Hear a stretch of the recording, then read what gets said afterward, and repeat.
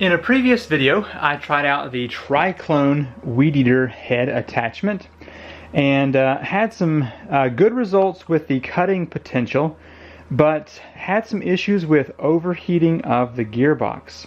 So I have re-greased my gearbox and I have reinstalled the product here. Now this time the company sent a nut here with a washer built into it, and that was to get this piece up under here just a little bit closer so it would possibly avoid that friction issue. The problem is this does not fit my Stihl weed eater. So I have improvised with another nut and a very fat washer that came from a different product. So anyway, I'm going to take this out and do a good bit of cutting and see if it will do better than it did before. I can already tell the slack is out of here, so it should not have the overheating issue that it had before.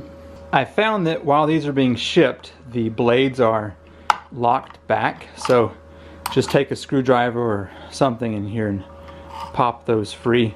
They might come loose whenever the weed eater spins up, but just to make sure they're not locked in there, I'm going to go ahead and pull those out. So now when it spins, those blades will fly out as they should. Okay, I'm going to go outside and I've got a full tank of fuel. I'm going to go ahead and cut for a while and we will see how well this does after that good test. From what I'm gathering, the Triclone brand is fairly new and they are working out some of these details. So my first thoughts already are the same from before. It would be nice to have a package of various washers and nuts to fit on different machines. But I'm going to first start off with some just regular tall grass, and then I'm going to head over here to some small trees and we'll just give this a thorough test. So I'm going to cut this whole hill here before we move on. Every year there's a German wasp nest down here in my little grass area. Typically it's behind me, but this year it is right in here. So I'm going to try to avoid that area and just work on this over here. There's probably another nest over here somewhere that I'm going to find. It's annoying for sure.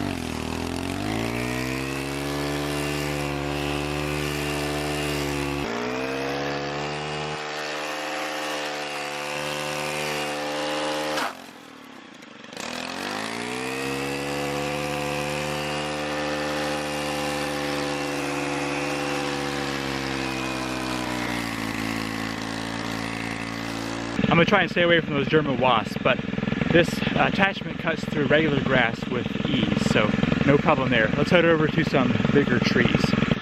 I'm going to work to trim back the side of the road now.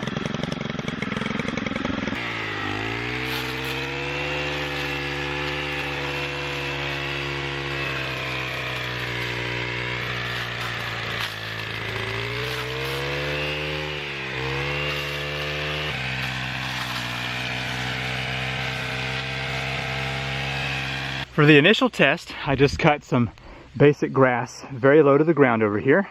Did very well. Now for this section, I was cutting some pretty decent sized stuff. For instance, there's about a half-inch branch there, no problem. And just cut along here. There's one branch I want to show you up here. I decided to run at full throttle and just run into, and it just ate it. So now, of course, this is a new growth tulip poplar, so it's not too strong, but just wanted to show you its capabilities here with these blades. So here we go. It's close to a 3/4 inch right there. just chop right through it. So I also accidentally hit this log and it was able to chip it pretty good. So regular grass cuts very well, pretty low to the ground. On this brush, it actually did quite well. The higher you rev up, of course, the better the cut, or the smoother the cut is, but seems to have performed well on this. I'm gonna head up here and cut some really tall grass for about 10 minutes, and then we'll see the results on the blade.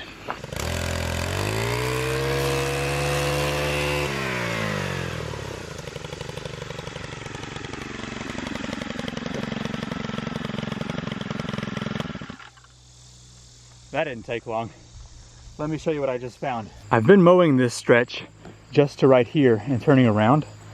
If I had gone any further over, I would have run into a monster-sized hornet's nest.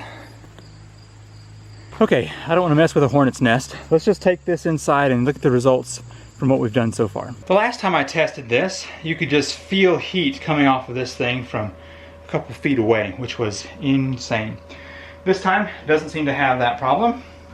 I mean, it's just got an ever so slight warmness here, but we'll go ahead and pull this off and see what the wear and tear is on the product. I can say it already looks better than before.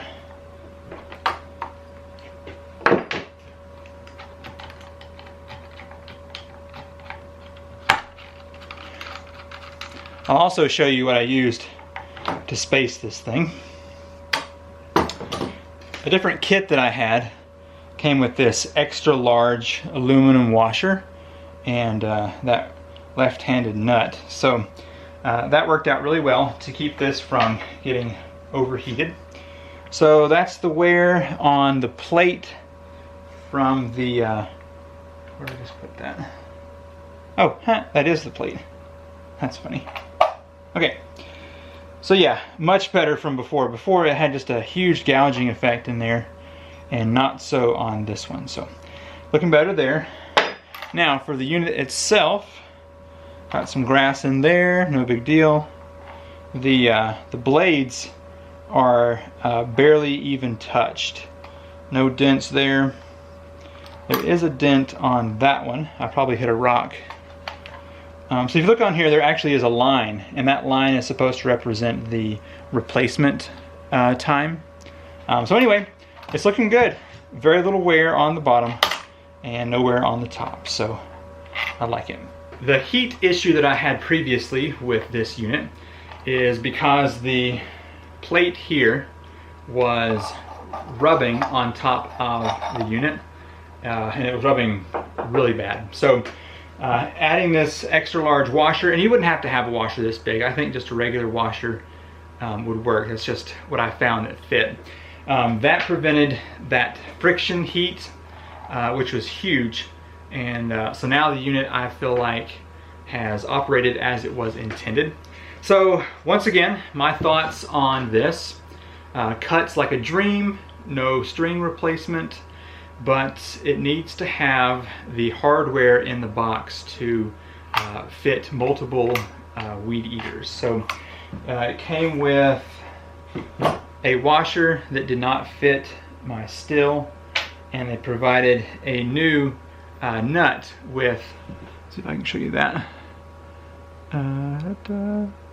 Anyway, it's got a washer built onto it, and that's all you would need, but this doesn't fit my machine. So if I had one of these for every type of machine, problem solved. Well, I hope you found this useful, and if you want to try out the Triclone, you will have to get your own hardware most likely, but it is a very nice cutting head there. So thank you for watching, and I'll see you in the next video. Bye.